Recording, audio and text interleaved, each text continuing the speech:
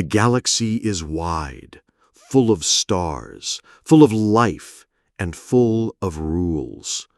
The most important one is simple. Do not enter human space without permission. Every race in the Union of Worlds knows this. Every commander is told this on their first day. But sometimes someone ignores it, and they never come back. Captain Zarak of the Graalvek Navy had fought in 3 border wars. He had seen fleets burn. He had taken planets. And he believed no human warning could stop him. His ship, the Iron Maw, was the pride of the Graalvek. 50 cannons, shields that could survive a star's flare, a crew of elite warriors. When a rumor reached him that human space was hiding rare, quantum crystal worlds, he laughed. Humans are small, he told his crew. Their fleets are small, their ships are slow. They only win because others are afraid. His crew laughed with him. They set a course toward the blue boundary line, the border beacon that marked the start of human space. The border was empty. No patrol ships, no warnings. Only a single black satellite floating in space. It spoke in perfect Graalvek. "This is human space. Leave now. Last warning." Zarak sneered. "Last warning. We haven't even entered yet." He ordered the ship forward.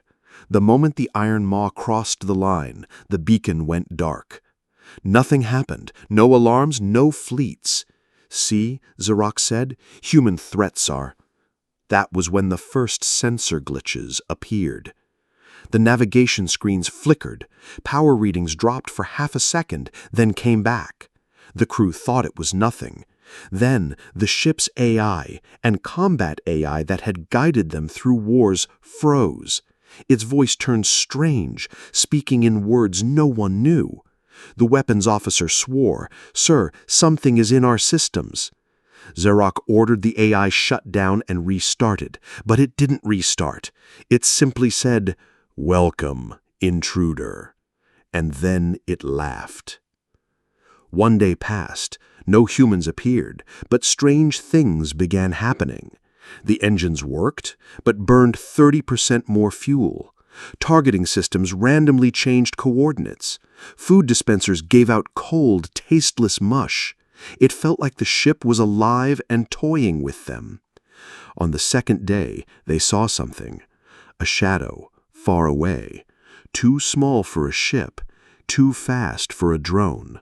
It stayed just at the edge of their sensors, never close enough to lock on, never far enough to forget. "Humans," the navigator whispered. On the 3rd day, the Iron Maw's starboard shield failed for exactly 3 seconds. In that moment, something hit them. Not a missile, not a beam, but a pulse of pure energy. It tore a hole through their secondary hull. 3 decks vented into space. Zarak screamed orders, but by the time the crew reacted, the attacker was gone. "How did they get past our sensors?" the weapons officer asked.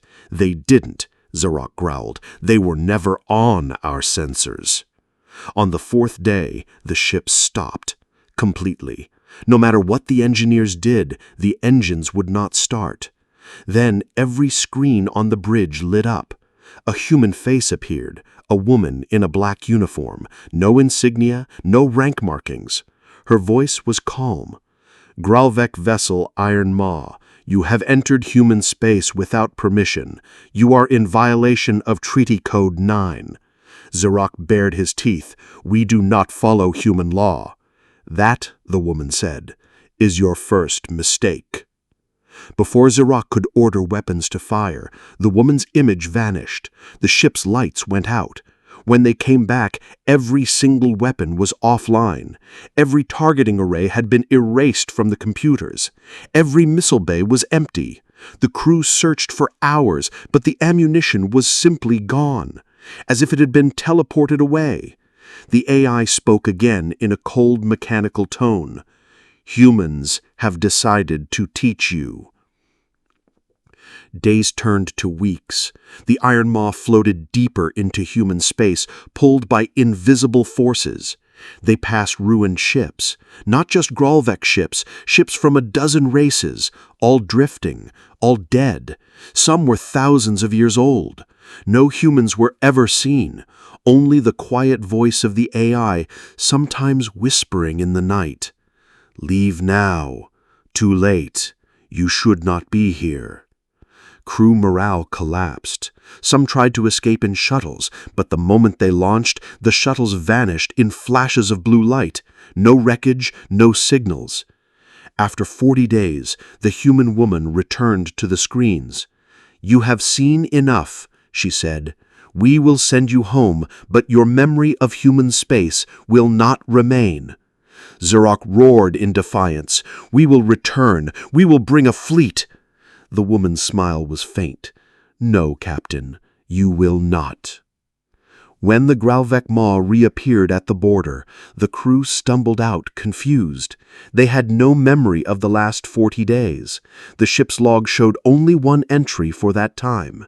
"Do not enter human space without permission." Xeroc tried to explain to his superiors what had happened, but his mind failed him. The more he tried, the less he remembered. In the end, he could only repeat the warning. What the Graalvek never learned was simple. Humans never send fleets to chase intruders. They never waste ships. They simply let you in, and then you never come back the same. In the far reaches of the galaxy, there is a saying: "The galaxy is full of prey and predators, but in human space, you are neither prey nor predator. You are just a lesson."